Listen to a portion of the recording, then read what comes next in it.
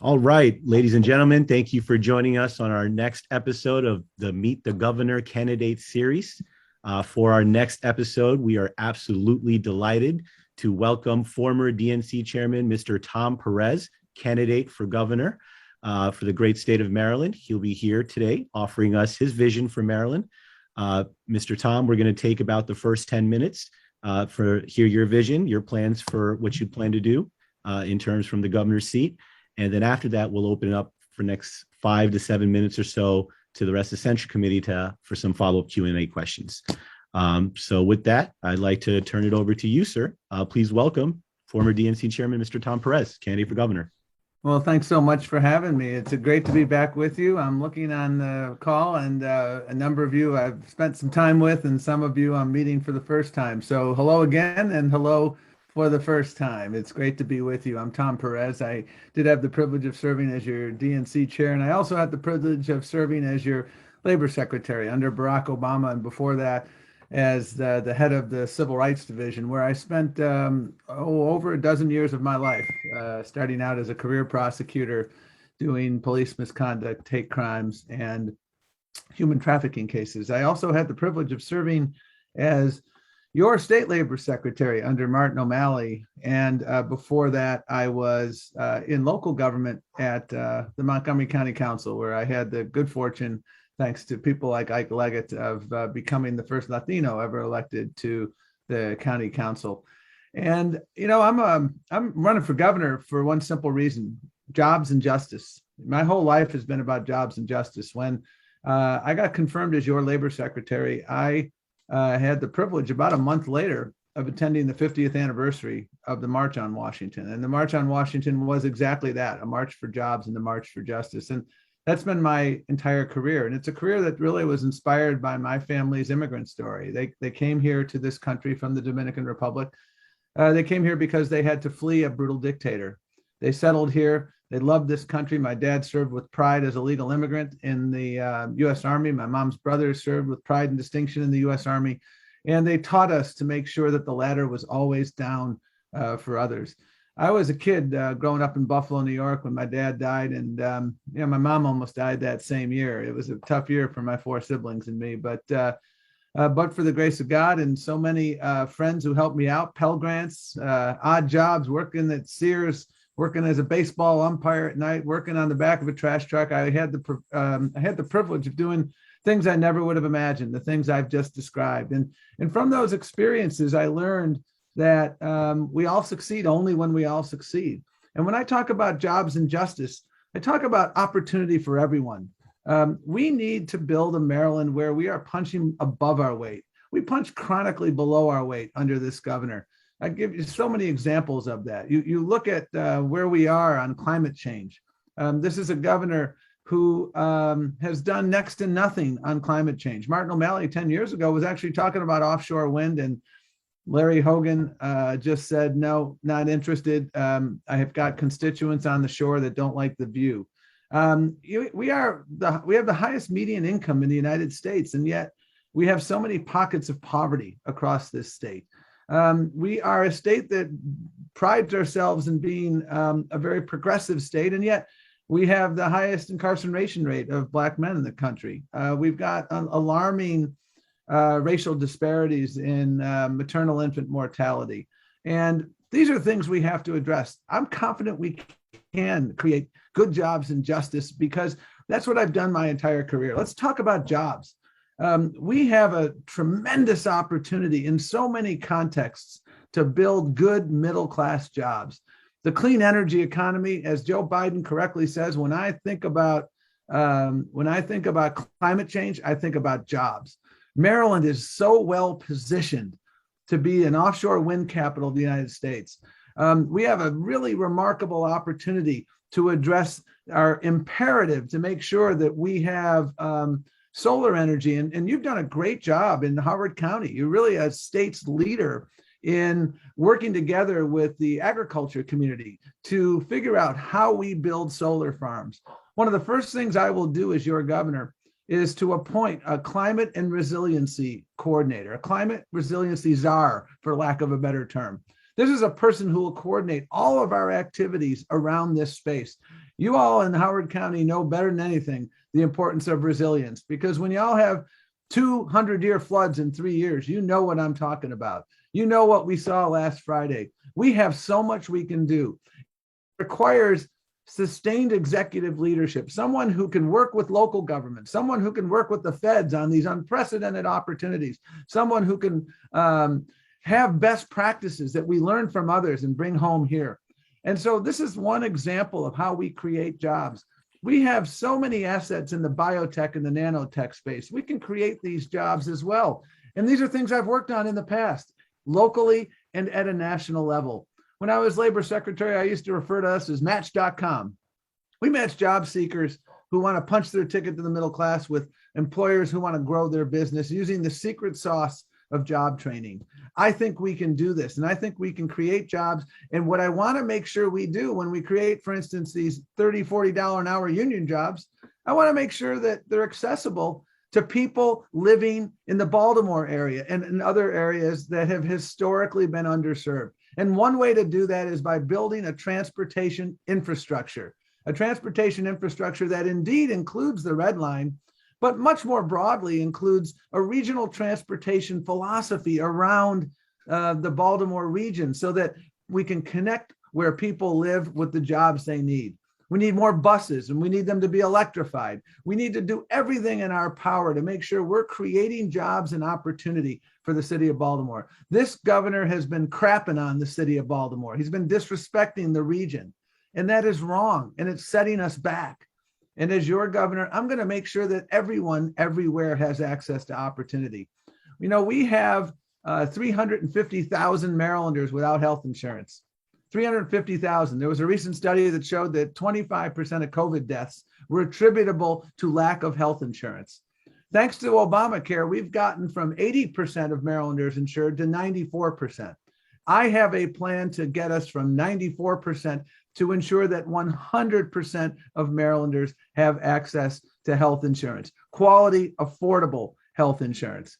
That's what we have to do as a state. And I served on the Kaiser Commission on Medicaid and the uninsured. This is not my first rodeo in the area of healthcare. We can do that. We can build that 100% insured infrastructure. I know we can do this. We have remarkable opportunities in the education space to implement the broad-ranging blueprint for educational reform put forth by the Kirwan Commission. And as your head of the Civil Rights Division, I spent a lot of time in school districts that were in fact separate and unequal. We need to make sure that zip code never determines destiny. And one thing I'm going to focus on like a laser on this Kirwan Commission report, there's really multiple things.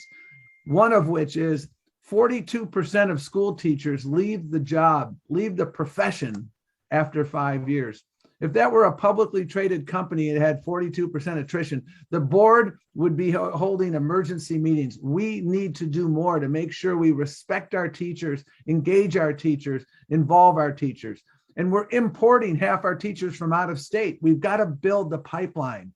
We've got to take advantage of the opportunities from this historic infrastructure bills to make sure we're investing in early childhood education, because we need to be helping our children have opportunity from birth through adulthood. That's what it's all about. I think we can do all of these things moving forward. We have an affordable housing crisis as a state, and I worked on that at a local level and at a state level, because I think we can get these things done. And, you know, we are in a moment of grave crisis, multiple crises. But you know what, folks?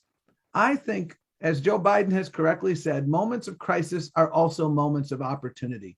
I was your labor secretary. I led the Civil Rights Division. I did a lot of work in various spaces. And the laws I enforced during those two jobs, the labor secretary, the majority of the laws I enforced were a product of the New Deal. And at the Civil Rights Division, the majority of the laws I enforced were a product of the Civil Rights Movement of the 60s. I bring this up because they were two eras of remarkable struggle and sacrifice and great courage and ultimately accomplishment. We kind of wrote the guts of the social compact of the 20th century during those two tumultuous decades. I think we're in another one of these moments. I know many of you are probably thinking about, wow, look what happened last night in Virginia.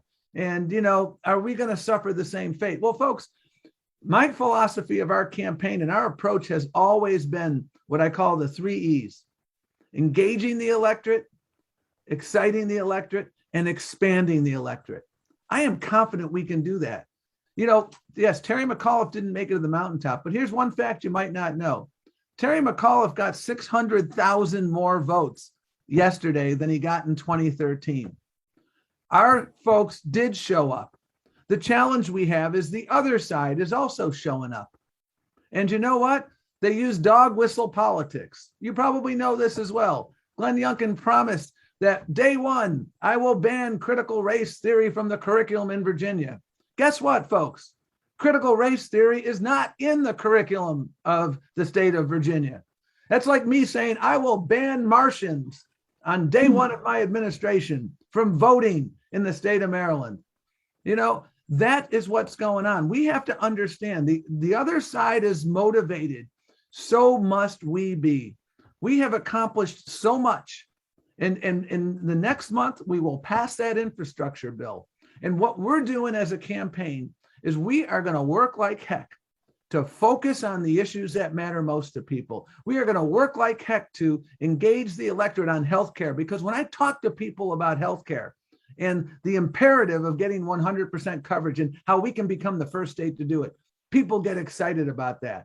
When I talk about broadband and the imperative to make sure that broadband exists everywhere, broadband is like water. It should be accessible and affordable to everyone because it's an essential public utility. We can't grow our economy if we have broadband deserts. So these are the things when we talk about, and when we expand the electorate, we are a majority people of color state, and Howard County drove that because of your remarkable diversity, folks. And look around the country yesterday, elected the first Black mayor in Pittsburgh, elected the second Black mayor in New York City, elected the first Asian American mayor in Boston. Look at Seattle. Look at Cincinnati, Ohio, the first Asian American mayor. People are embracing diversity. Maryland embraces its diversity. That's exactly what our campaign is about. I'm proud of the fact that we've now gotten the endorsement of over 100 union locals representing folks from all over the state. We're building an every county strategy. One more lesson from yesterday in Virginia, you gotta organize everywhere. Glenn Youngkin increased Donald Trump's margins in rural Virginia by 12%. I am running an every county strategy in Maryland because you know what? It's the right thing to do. People across this state need our help. It's not just R's and D's. It's not just urban and rural. Every Marylander has been touched just about by the opioid epidemic. Every Marylander wants to ensure that their neighborhood school works for them. Every Marylander is affected by climate. And that's what I want to be. And so I know there's a little disappointment today from yesterday, but I'm telling you, as someone who had a little experience in this stuff, folks, we learn from it. We redouble our efforts, and I am confident that Maryland, one of only 6, and Virginia is not one of them, one of only 6 people of color majority states in this country, when we mobilize and talk about those issues and make sure we are getting out there everywhere, I'm confident we can do this. And I'm proud of the fact that about 100,000 union members have endorsed our campaign. 200,000 people are going to win this vote. It's a 600,000 vote race in all likelihood. And so a lot of people in the field, I respect them all. And we are running to make sure that we can expand opportunity for everyone. And I'll tell you, the last thing I'll say is what we've learned in our polling is that voters really, really value leaders who can hit the ground running. We need not only dreamers in the governor's residence, we need dreamers and doers. And I'm proud of the work that I have been able to do. The Labor Department's budget is literally the size of the state of Maryland. We got things done. We've gotten things done in every job because this governor is going to be inheriting multiple crises. And that person needs to hit the ground running day one. And that's what I fully intend to do. So I look forward to your questions. And again, thank you for all you do in Howard County. I was at the new Bus Boys and Poets last week. We have one here in Tacoma Park, and I love the one there. And Andy Shalal is a good friend, and we're going to be doing an event there in December. And I'll be inviting y'all there. Thank you, Mr. Perez. We appreciate you. And we also thank you for being a past sponsor to our Labor Day picnic as well. Thank you for that, sir. Good day there. I'd like to open it up for questions now from our Central Committee. And I see two on deck right now. I see Miss May's hand raised and Miss Jessica Nichols. We'll start things off with Miss May Beal this time. Miss May, go ahead, please. And May, remember to hit unmute, please.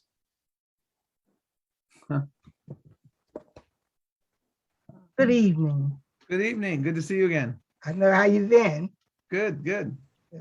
Well, my question is, because I'm a little disappointed with how the election came out yesterday.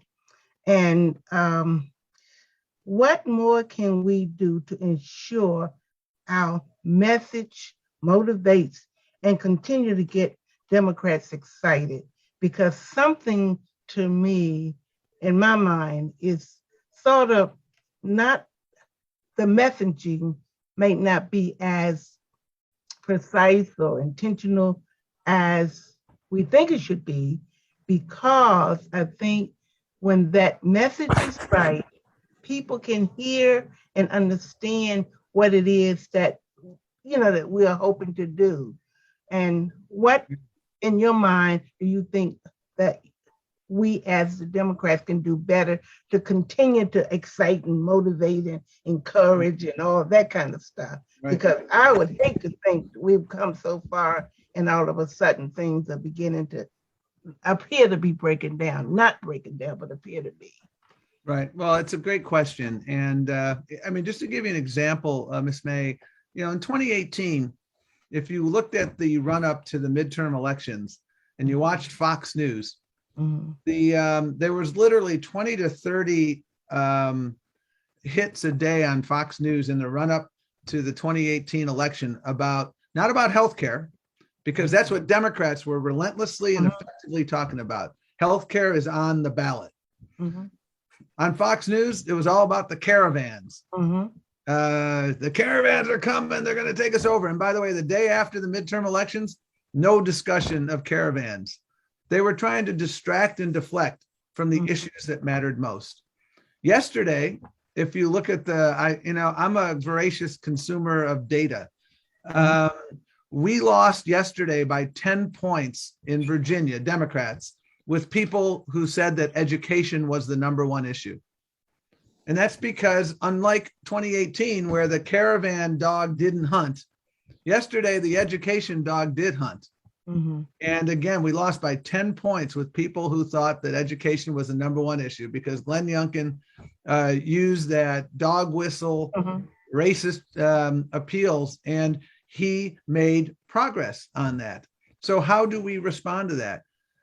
We need to talk relentlessly and hopefully, and it's not blind hope, about the issues that matter most. When we put Democrats in charge, good things happen to people.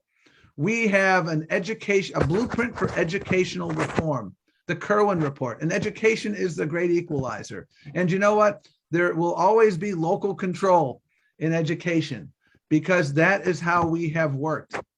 And we have a remarkable blueprint that's going to expand access to early childhood education, make sure that zip code doesn't determine destiny. And we should talk about, and by the way, of course, implemented over the veto of the governor.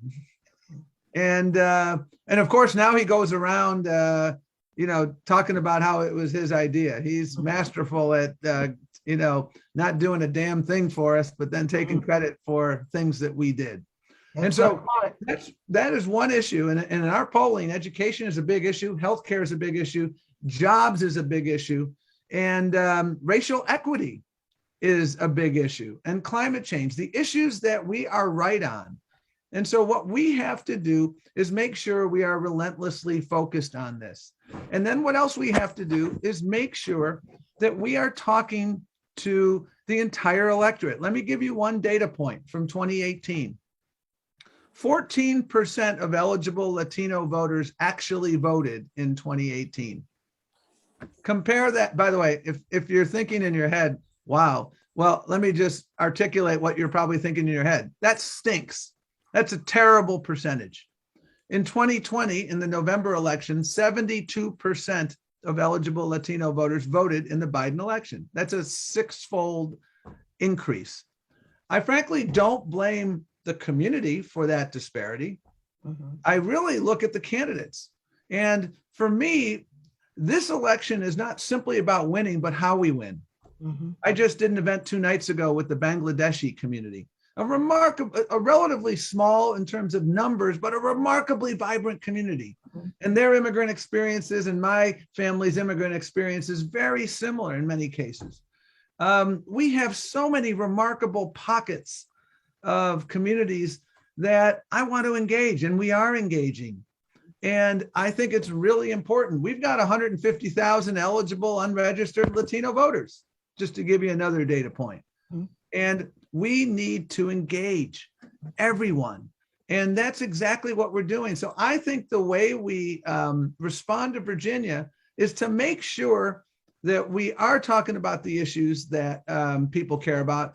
And here's an advantage we will have next year that Terry McAuliffe should have had, but he didn't. He was up 10 points on August 1st, and he lost last night. And a big part of it was Congress didn't get done what they needed to get done, and voters held us accountable. By the end of this year, we will have $4 trillion in new spending.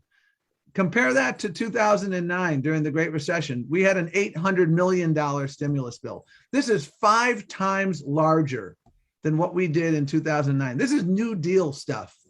And no disrespect to any of my Democratic colleagues, we need to focus on what we are doing for people rather than what's on the cutting room floor. Rather than crying that it's not 5 trillion, we need to celebrate that childhood poverty is coming down. We're making incredible investments in early childhood education, unprecedented investments in infrastructure and climate resiliency, all of this. When we celebrate and relentlessly market our success, we do better. And we do better with Hogan Democrats. We do better across the board.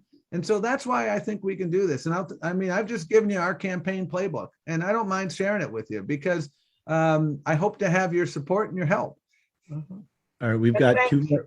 Thank you, May. We've got 2 more questions, one from Ms. Jessica Nichols and one from Alicia. And we'll try to keep these brief in the spirit of time because we do have to end this soon. But Ms. Jessica, go ahead, please.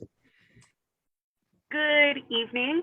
I'm Jessica Nichols. I am not only a member of the Howard County Democratic Central Committee, but I am also one of your local public school teachers. I teach in high school.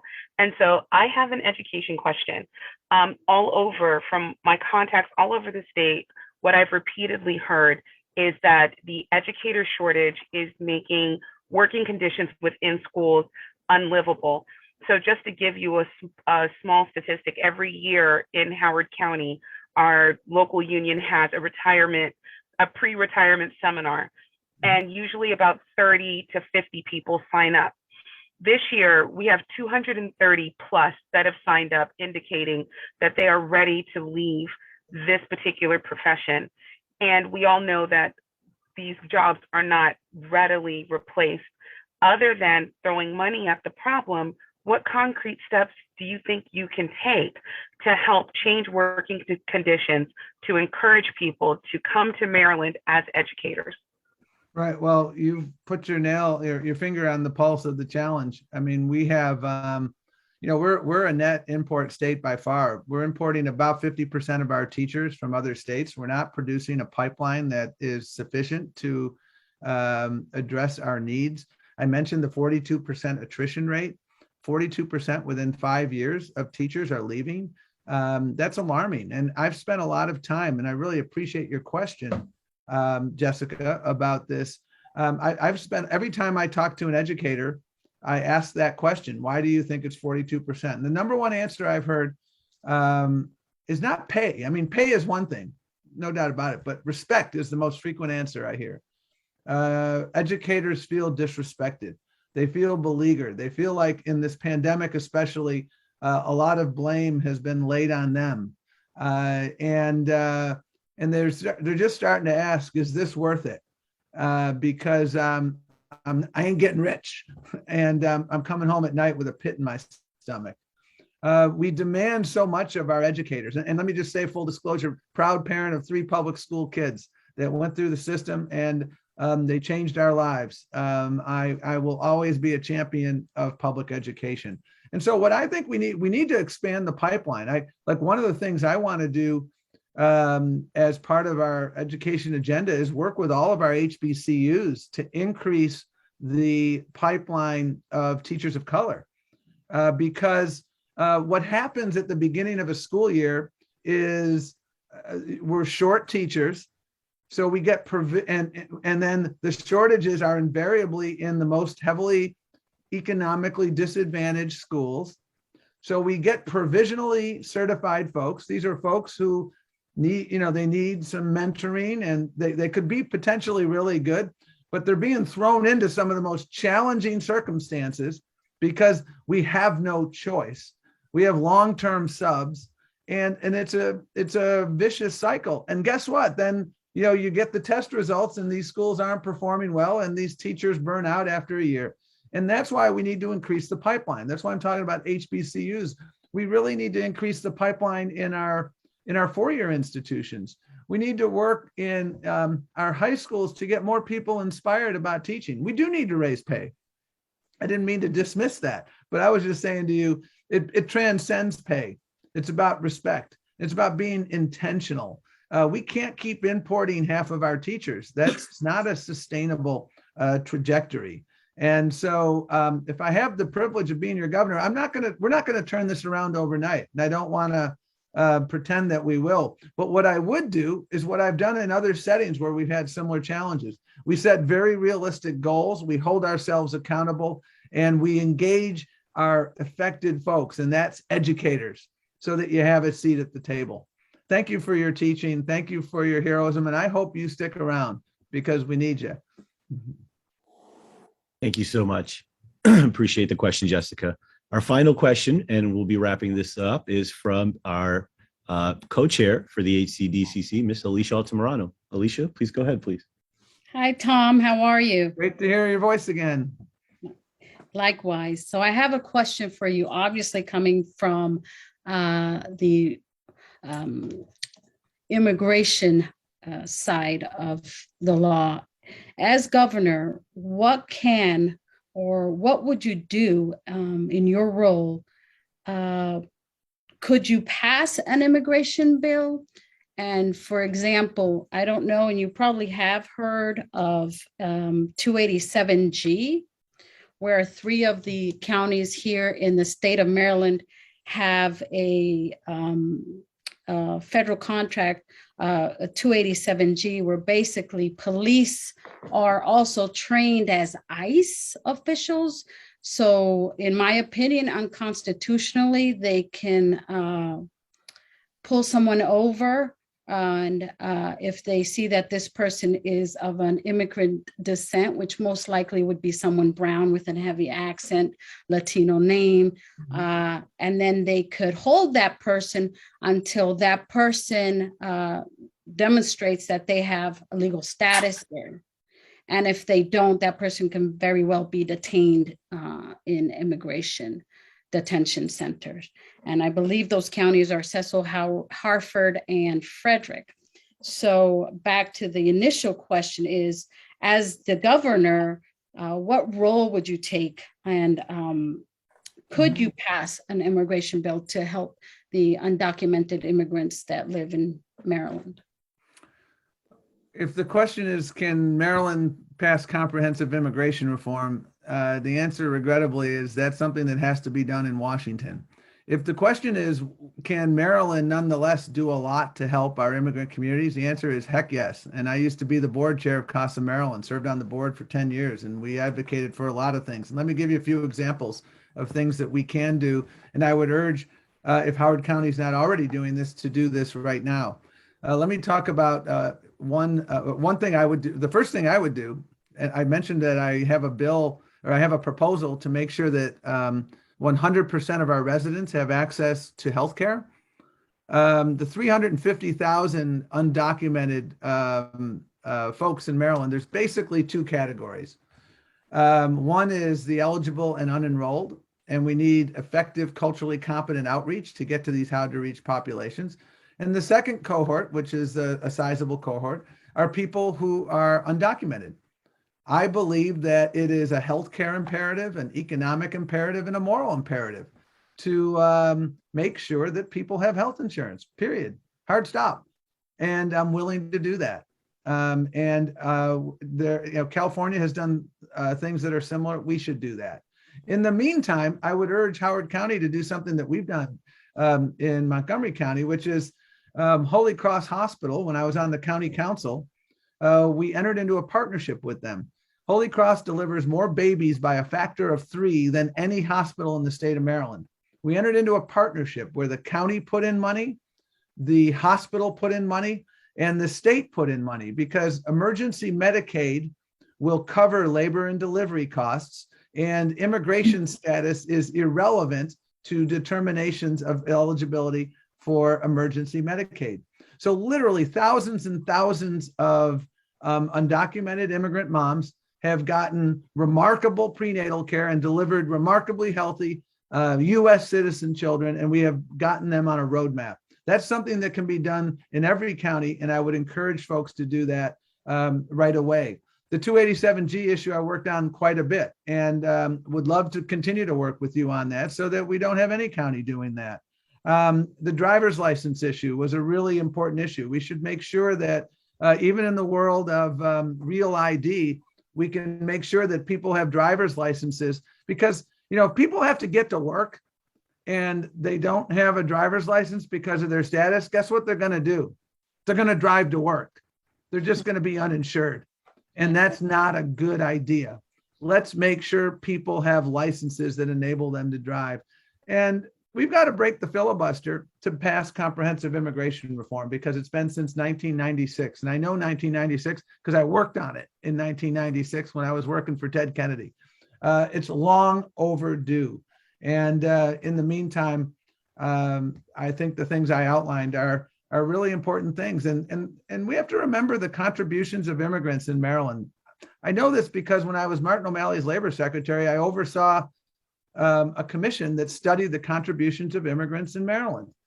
And, foreign-born Marylanders are more likely to have a college degree than native-born Marylanders. But for immigrants living in Maryland, our business community would be so less robust. Our healthcare profession would be even in greater shortage. Teachers, frontline workers, you know the drill. We need to celebrate our immigrant heritage and our diversity. Howard County does a spectacular job of that, and we need to make sure Maryland does that as well.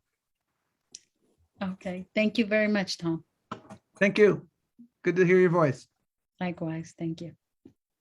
Thank you. This wraps up our Meet the Governor Candidates series. I want to thank Mr. Tom Perez again for his time, spending time with the Howard County Democratic Central Committee today. Good luck, sir. And any parting words for us?